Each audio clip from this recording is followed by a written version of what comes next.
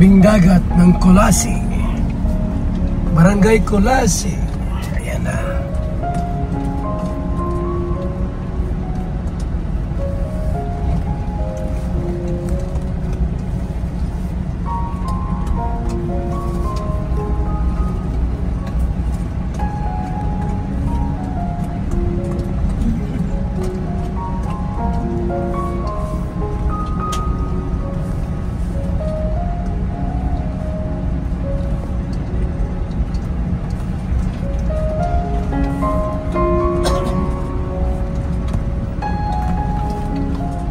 Po kayo.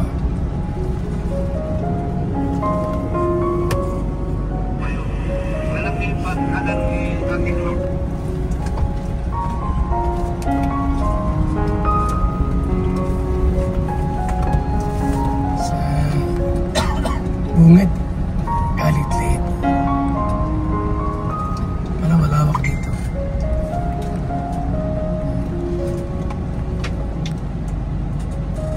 Laude. Yan po ang dagat po.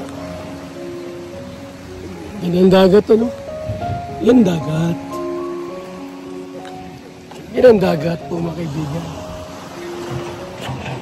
Ganda rito po, mga kaibigan. Puro bato. Puro bato po. Puro bato. Puro bato. Maulan sa daet to. Maulan sa daet to. Oh. May matanda rito, mga kaibigan. Nag-i-scout kami. At naghahanap tayo ng mga pwedeng tulungan sa ating programa. Sabi niyo. Ay. Sino kasama niyo dyan? Kayo lang? Mag-isa ka lang sa buhay? Wala kang pamilya? Mayroon, pero malalayo sila. Ah. Ito na alam ko nasaan. Bakit? Mga anak nyo? Yes. Ah. Saan kayo mismo? Garito. Ano itong mga ano nito? Yung ano ay? Inabinta mo? Binibenta, kaya lang wala naman nagbibili. Sa ano siguro? Ito pero parang ano itong mga sinilas na to? Pwede ito sa bangka, yung mga bubangka. Yung mga papangkin, ginagawang kuwan nyo rin. Opo. Eh, kumusta naman buhay nyo tayo dito? Medyo ko naman. Anong pangalan pala nyo tayo? Melchor Caro. Melchor Caro. Oo. Wala kayong kasama dyan na ano?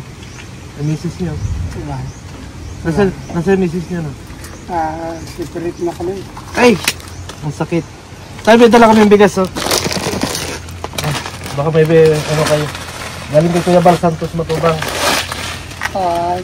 Kilala mo si Kuya Bal? Hindi ko galing kabisado sir.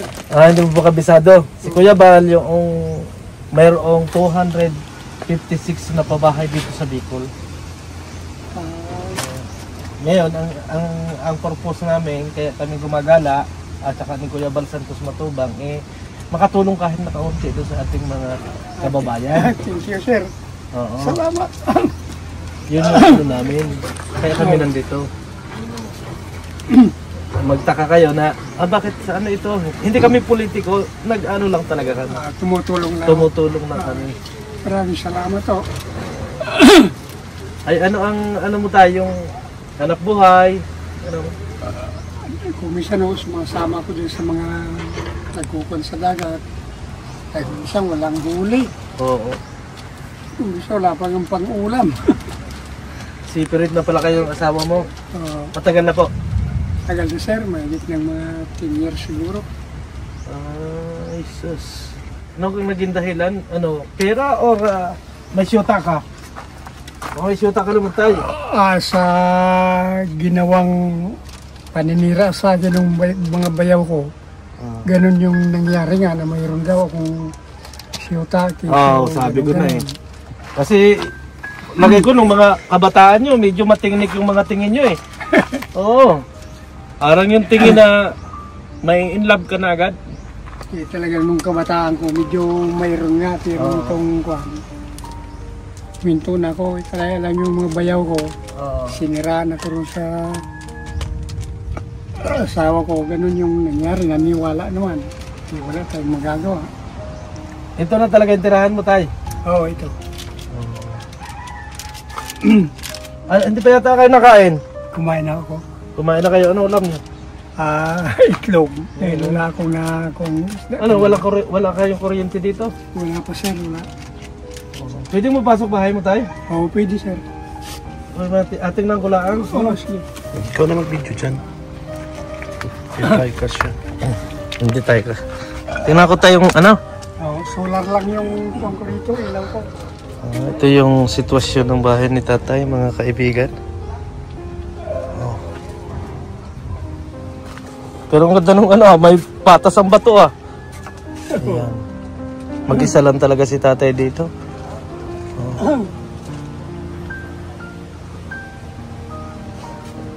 Tay, kaninong lupa to? Kaninong lupa to? Ang alam ko nito sa gobyerno, pero mayroon nung nagsasabing lupa nila to. Hindi, pagtabing ano, malapit sa dagat, sa gobyerno to. Oo, ayun ang kumisan may sinisingil itong babae na dito, kaya lang medyo hindi lang nagkakasundo ay sa akin, hindi pa naman ako siningil. Opo. Ilang taon na kayo tayo ngayon? 74 ni sir. O, meron kayong pensyon? Sa senior o mayroon. Ay tayo ganito, kasi andyan na nga kami yung mga grupo ni Kuya Bal. Ano ang magiging mensahe mo kay Kuya Bal kung papanood niya ito? Kasi nandito nga kami para kung naman yung ibang pangangailangan ng kababayan natin, hindi man ganoon kalaki, ay yung matulungan kahit kaunti. Oo. Ay yung yung mensahe ko lang sa kanya, sana pagpatuloy na yung magandang gawain niya at hangarin na tumulong sa mga tao, yun ang magiging mensahe ko sa kanya. O huwag siyang pababayaan ng ating Panginoon Diyos. Ang ganda ng mensahe mo. About naman sa ano, halimbawa, may request ka kay Kuya Bal, ano naman yung may request mo na para tulong sa sarili mo? Ay yung yung magiging request ko lang kung halimbawa, yun lang yung radyo lang yung request kong radyo! Oo. Oo. Ang ganda naman ng request mo tayo. Kasi ito, sa totoo lang, gusto ko yung request mo kasi maganda.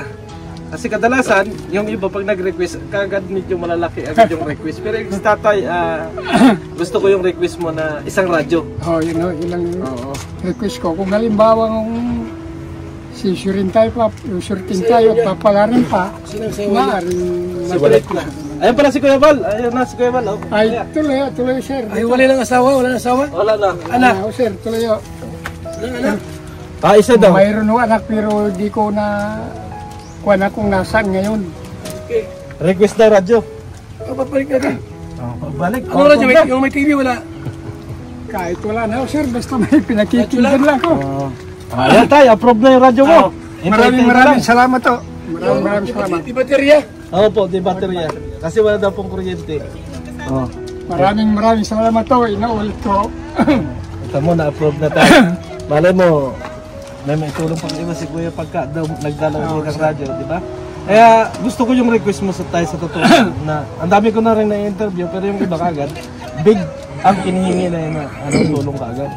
Yung malakihan kagad. Minsan nga may na-interview ako tayo. Ayaw nung basta may yung bahay na gusto yung malaking bahay gawa ng bisita. As in doon sa ganong point, disismaya din ako. Pero ikaw tayo, thank you. Salamat din, salamat sa pagbisita. Yan tayo sa kami ay medyo na at kami maghanapan ng iba Hayaan nyo pagbalik namin, dala namin yung radyo mo. Tatay, ang pangalan? Melchor Caro. Melchor Caro, si Tatay Melchor Caro. Ayan, nangihingi lang ng isang radyo. Mga kaibigan. Siya tay! Sige sir. Ako po ay magpapaalam na, no? Thank you. Maraming salamat. Opo. Ayan mga kaibigan, mga kalingap, ano? Dito nga sa pag-scout natin, kasama si Kapitán Santos Matubang, mayroon tayo nakita na si Tatay Melchor. At ang request niya lang, mga kaibigan ng radyo. Pero ang iniisip ko na kanyang magiging request ay yung maipagawa yung kanyang bahay. Pero hindi po niya ni-request yung bahay, bagkus isang radyo lang para sa kanyang aliwan. Siya po ay isang senior, 74 years old. So hanggang sa muli, mga kaibigan, mga kalingap, bye-bye!